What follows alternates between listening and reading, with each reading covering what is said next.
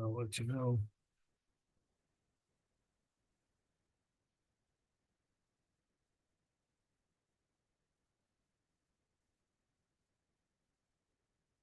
All right. We should be live. Welcome everyone to the November 26th, 2024 meeting of the Advisory Committee on University Records. For the purposes of the minutes, I'm going to go around. When I say your name, just give me the institution that you're representing.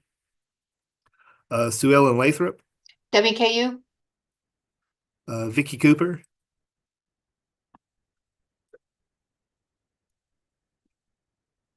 Sorry, Northern Kentucky University. Hannah Pryor, University of Louisville. Dieter Ulrich, Morehead State. and Carlos Lopez. University of Kentucky. So that we have a quorum. So first, order of business, approval of the minutes of the previous meeting. Now, I didn't get those sent out until this morning, so if you have not reviewed those, just let me know, and we can hold that off till the next meeting. But if you did get a chance to review, were there any issues or corrections that needed to? All right. I'll just say, is there approval of the minutes? Yay or nay?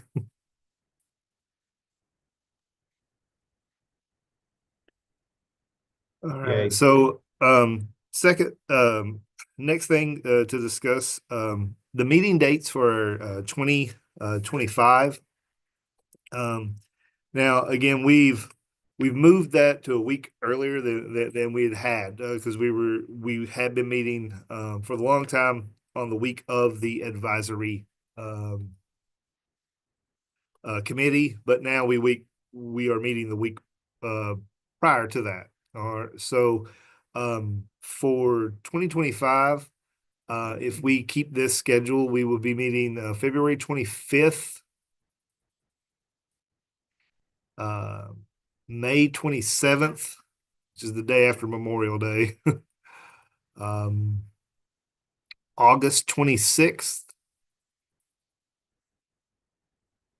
and November 25th, once again, that Tuesday before Thanksgiving. So those would be the dates. And just the only other questions I would ask is, and I know we don't have the full group here to, I guess, provide the input on that. But we have been encouraged to see if we could return to any kind of in-person meeting, even if it's every other meeting. So I would want to know, I know this is a very convenient format for our friends in Western Kentucky. And I know you, Vicky, up there hitting that rush hour traffic. But would there be any input on that? May and August, not the winter months, please. May and August. And I'm just gonna say May and November are right next to holidays, so that might be times that we might not have a quorum. Yeah. So I don't know whether that means moving it like another week earlier might be a little bit more helpful, at least with, especially like the Memorial Day one. Yeah. And I've been on that as well because as you know, my oldest just started kindergarten, so like I'm getting the muscle memory of these school schedules, and having things right next to holidays would be. So we could look at, I guess that's the May meeting and the August meeting. We could push those up a week so that we're avoiding the being right next to the holidays for those. I don't mind the August one. I think. The November one. My Yeah, bad. Yeah, My if we moved August up, then we're gonna get close to the start of the semester, which is also not good. I think I was thinking Labor Day, so because when we were having it in those September ones, it was usually like that Tuesday right after Labor Day. Yeah. So the May and November, we will move a week up.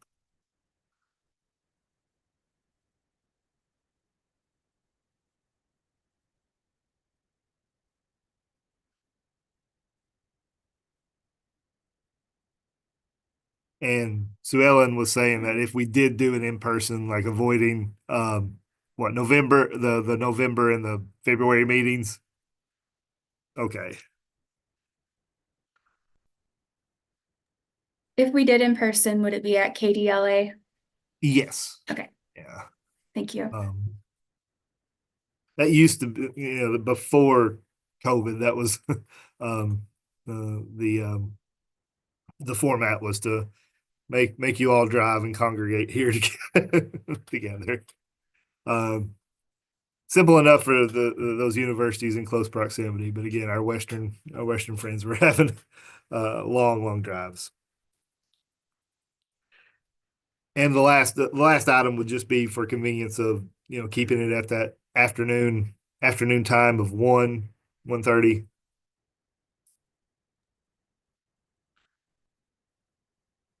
I'm kind of a proponent of 1 or closer to 1, so I miss my rush hour, but that's Okay, just, that's just the in-person one.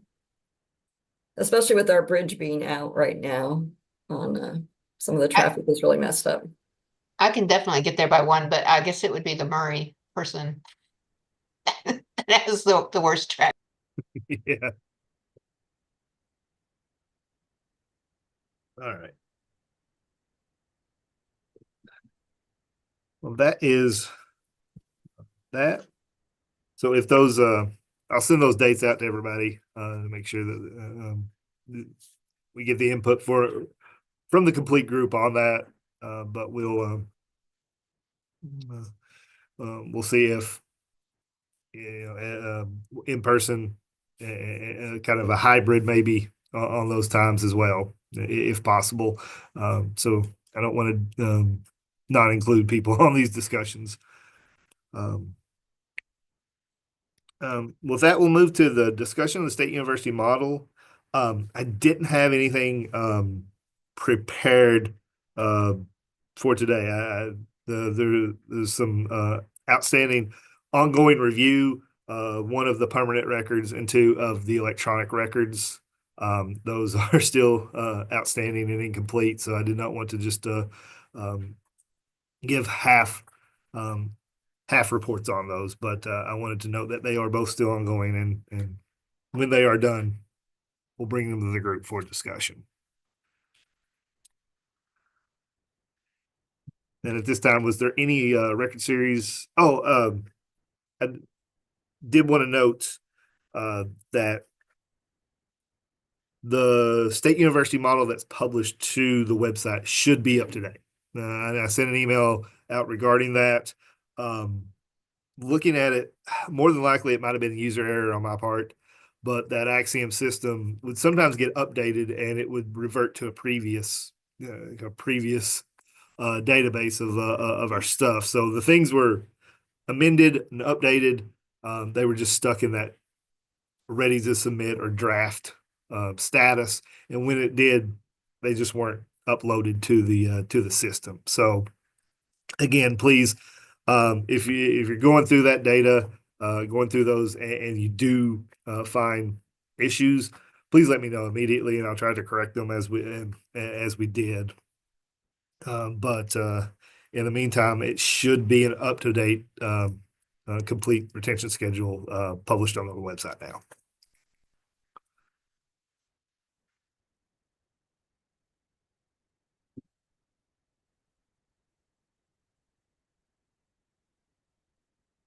And before that, I was asking, did anybody have any other record series or records management issues on the state university model to discuss? The only thing that I had brought up last time was the AI. Yes. And I know the legislative bodies are looking at doing something. So I don't know whether that's just kind of a hold off and see what comes out of after this session or. Yeah, in reviewing the last meeting, I know that we kind of come down on it's a tool right now for transcribing and just to treat it as any kind of like recording device, I think. As long as it's not or the AI actually just being published.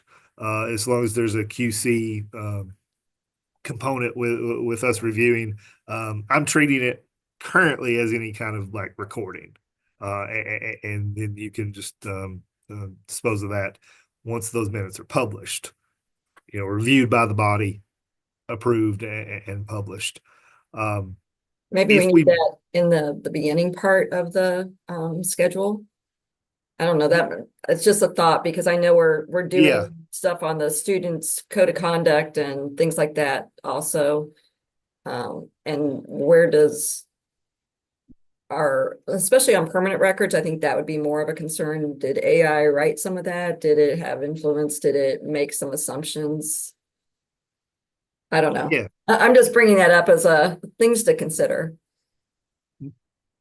No, and I want to consider those and I want to account for them on the schedule when we can. So, putting that in that front matter maybe something to it's a disclaimer. And again, who's reading it? Sometimes I wonder.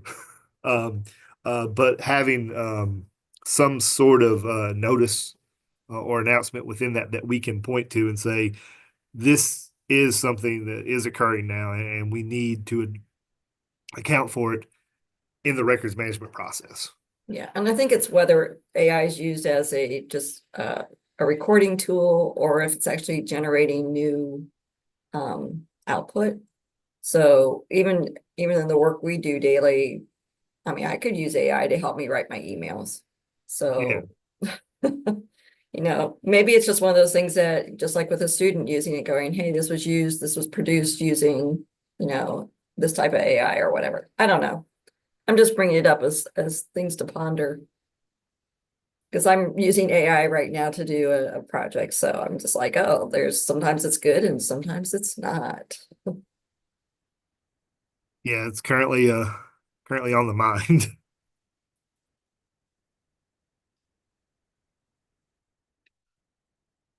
Well, if there's no further discussion on the university model, I do want to note that we will, be addressing AI as we need to.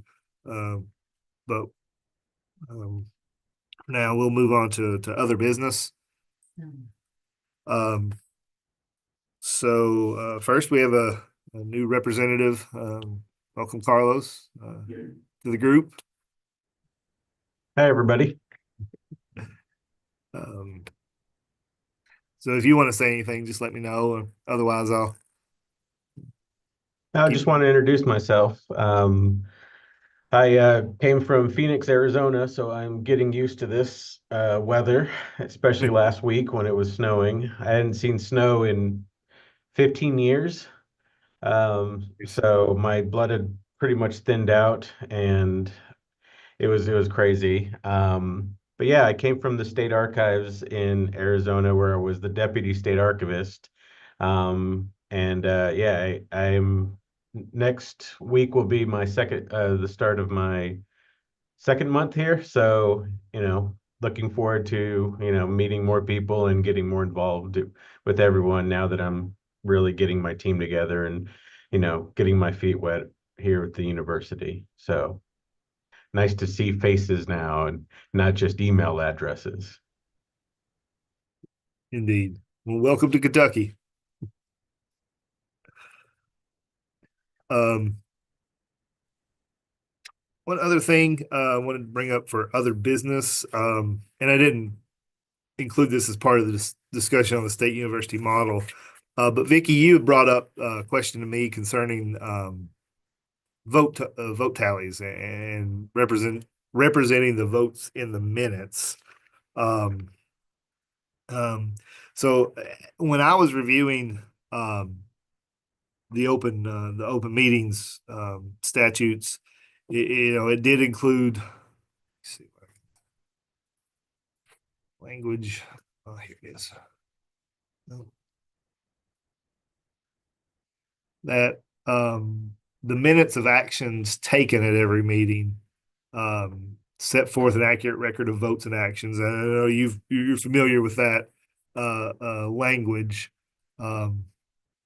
And with action taken, meaning any collective decision, or positive or negative, or an actual vote by a majority of the members of the governmental body.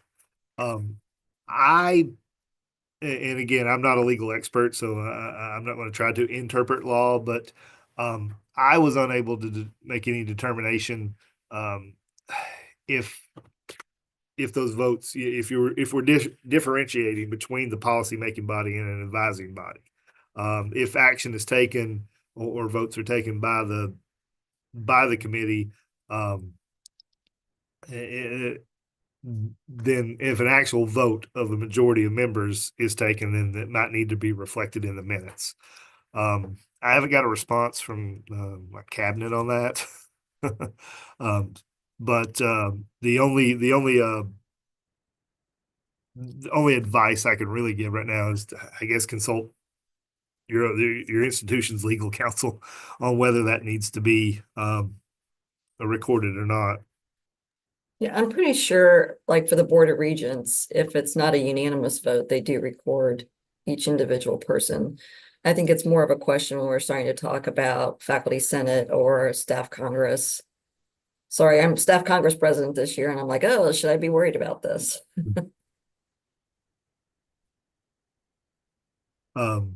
So yeah, sorry, my answer is inconclusive, but It's talk to legal counsel. That's fine. Yeah. it's like, yeah. Or it might be beg forgiveness. I don't know, one of the two.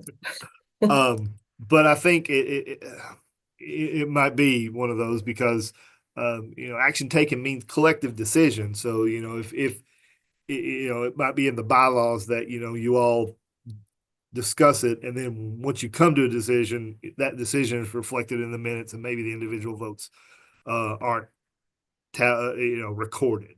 But again, it's prompted some review on our side on how we're recording the minutes for these meetings and the meetings that we have, and I think it might come down to the bylaws. Okay. If the majority votes, and then that's the decision, then that decision be reflected in the minutes, and maybe the vote tallies don't need to be. But again, I'm not a legal expert, and I'm not going to provide that. It's ultimately again down to that. Talk to general counsel. Well, I know that with the faculty senate at Moorhead and as well as the staff congress, I've been on both. They just use the Roberts rules, and I don't know if Roberts rules basically it says whether it's unanimous or not, and then I don't think they do a count. They just say, okay, it passed unanimously. If it didn't, then they just say it passed. As far as I know. Yeah. Yeah, sometimes we'll do a vote. We'll say it's 30 yays and 2 nays and 3 abstentions, something like that.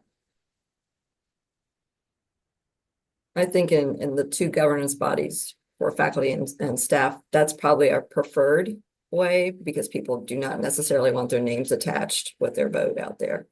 Yeah. Well, and do you want to take the time because that's a bigger body of people than the regents or the board? I mean, because we're doing ours by Zoom, so it's a pretty easy count. So we're doing a poll. It's like, yeah, there it is.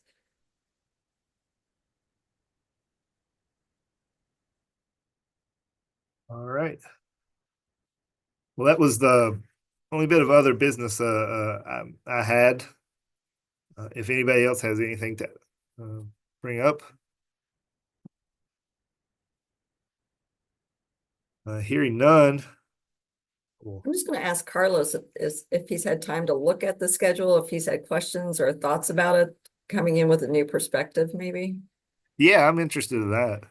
Yeah, I've looked at it a little bit, not as much as I wanted to over the last week, but I've been able to kind of compare it to what we have in Arizona, and a lot of it is the same that that we had for colleges and universities over there, but there were some of the differences were basically in the length of time that things were kept, which wasn't too much of a difference. But for the most part, I haven't gotten down to the granular level like I want to, especially since I have to hire two people, which is always fun.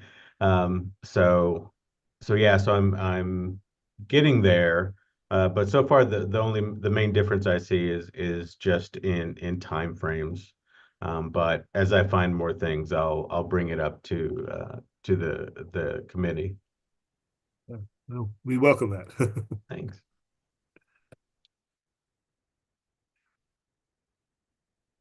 Well, there's nothing else. I will adjourn and wish you all a happy holidays. Till we meet again. Sounds good.